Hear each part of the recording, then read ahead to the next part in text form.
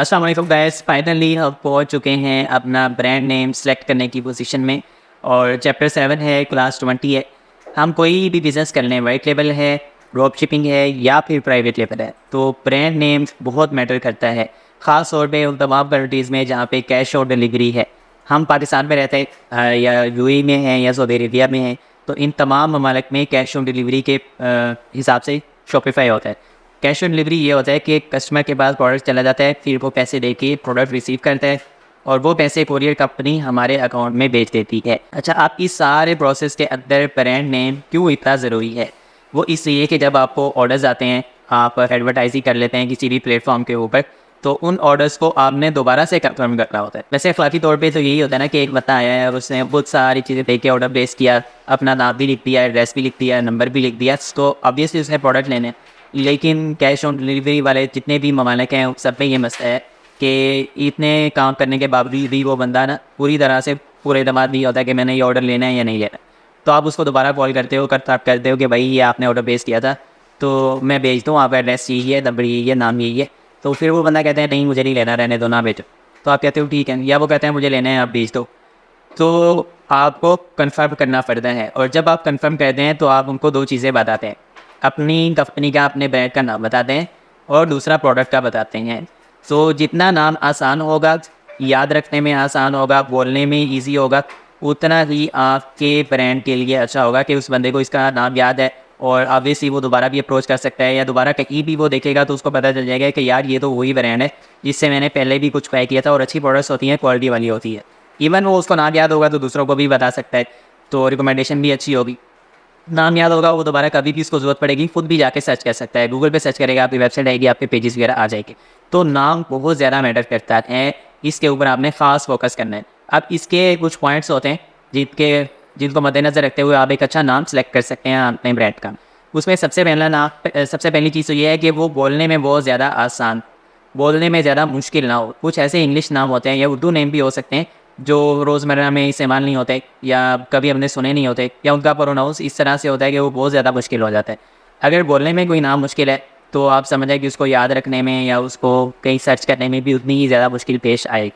तो पहली चीज़ ये है कि वो बोलने में बहुत आसान होना चाहिए। दूसरा है कि याद रखने में बड़ा आसान हो। कुछ लफ्ज़ होते हैं बोलने में बड़े आसान है, लेकिन वो लंबे होते हैं या दो लफ्ज़ों को इस तरह से मिलके बन रहे होते हैं कि वो याद रखने में बड़े मुश्किल होते हैं ना, कि उनका सीक्वेंस याद रखना बड़ा मुश्किल हो जाता है।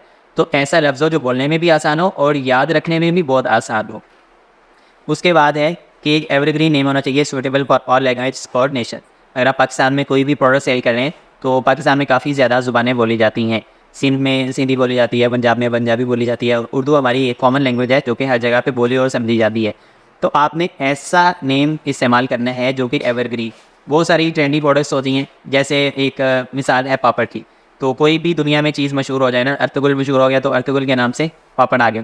तो ऐसा कोई नाम आपने नहीं रखना जो बहुत ही ज़्यादा सीजन हो या ट्रेंडी हो। हाँ, थोड़ा सा लॉन्ग टर्म चलने वाला हो, उसको आप देख सकते हो या अपनी प्रोडक्ट के हवाले से देख सकते हो। पास बात ऐसे होता है कि आपने एक वेबसाइट को ज़्यादा अर्सा तक नहीं चलाना होता है, आपने इसको चेंज करना है। तो अगर तो कोई ऐसी वेबसाइट है जिसको 2-3 माह चलाना है, उसके लिए आप ट्रेंडी नेम कोई भी रख सकते हैं। लेकिन अगर कोई एवरग्रीन आपका ब्रांड है, प्राइवेट लेबल है, या कोई भी ऐसी वेबसाइट है जिसको आप ज़्यादा अर्से तक चलाना चाहते हैं, तो वहाँ आपको कोई एवरग्रीन नेम ही चाहिए होता है जो कि ट्रेंडी ना हो या आरसी ना हो। तो इस चीज़ को भी आपने लाजमी मद्देनज़र रखना है। और दूसरी चीज़ ये है कि तमाम कौमें के लिए उसको समझना बहुत आसान। अब पंजाबी का कोई ऐसा ज़्यादा ही खालिस पंजाबी का नाम आप रख लेंगे तो वो तो पंजाबियों के लिए भी मुश्किल हो जाएगा उसको समझना। तो सिंधियों के लिए या बाकी नेशंस के लिए तो बहुत ही ज़्यादा मुश्किल हो जाएगा। तो एक जेनेरिक सा नाम हो जो सब लोग आसानी से समझ लें, और एक एवरग्रीन सा नाम होना चाहिए। उसके बाद है यूनिकनेस। यूनिकनेस का पॉइंट नंबर 4 है कि थोड़ा सा मुनफरिद नाम होना चाहिए। ऑलरेडी जो मार्केट में बहुत ज़्यादा नाम चल रहे हैं, उसी तरह का एक नया नाम आ जाएगा तो उसमें कोई आई कैची टाइप चीज़ नहीं रहेगी और लोगों के लिए यूनिकनेस भी नहीं होगी। तो आपका नाम ऐसा होना चाहिए कि याद भी हो, आसान भी हो और काबिल कबूल भी हो हर एक के लिए, और उसमें यूनिकनेस भी हो कि कहीं आपको सर्च किया जाए तो ऑब्वियसली आप भी टॉप पे शो हो जाएँ।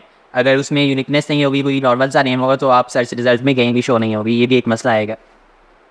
फिर लास्ट पॉइंट ये है कि वो नाम आप जो भी चीज़ बेच रहे हैं, आपकी कैटेगरी को या आपकी प्रोडक्ट को अच्छे तरीके से डिफ़ाइन कर रहा हो।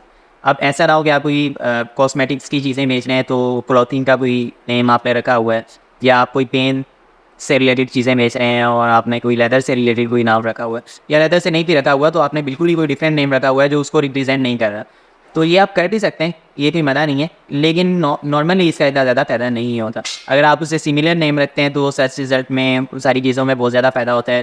दूसरा, लोगों को याद रखने में भी बड़ी आसानी होती है कि यार ये चीज़ है, जैसे एक सुकून ऑयल है ना, तो वो दर्द से रिलेटेड है, तो सुकून ऑयल एक आसान भी है, बोलने में भी अच्छा है और याद रखने में भी अच्छा है, सर्च करने में भी अच्छा है, तो हर तरह से वो अपनी कैटेगरी को भी डिफाइन कर रहा है, तो एक अच्छा नाम है। तो इसी तरह से आपने सिंपल, सादा, आसान, याद रहने वाला, यूनिक और एक अच्छा नाम चूज़ करना है। ये जो ब्रांड नेम है, इसको आप जितना इन पॉइंट्स को मद्देनज़र रखते हुए चूज़ कर लेंगे ना, ये लॉन्ग टर्म आपको बहुत ज़्यादा फ़ायदा देगा। क्योंकि एक दफ़ा जिस बंदे ने आपसे बाय कर लिया, दोबारा आप उसको अपनी कम्युनिटी में ऐड करेंगे, दोबारा भी उसको अपनी प्रोडक्ट वगैरह, पैकेजेस, डिफरेंट बंडल्स या डिस्काउंट करके बेच रहे होंगे, तो उसको पता है कि यार ये ब्रांड है, ये तो मैंने बाय किया था और ये अच्छी चीज़ थी। अगर कोई नाम ही इतना मुश्किल होगा ना, तो यकीन करें लोगों ने प्रोडक्ट बाय किया होता है, उसी ब्रांड से किया था और बाद में उनको याद नहीं होता कि मैंने इससे कभी कुछ बाय किया है। क्योंकि वो नाम ही ऐसा होता है, ना वो याद रहता है और ना वो याद होता है। तो ये आपकी लॉन्ग टर्म अप्रोच के अंदर आपको बहुत ज़्यादा ये चीज़ फ़ायदा दे सकती है। Thank you so much. अल्लाह हाफ़िज़।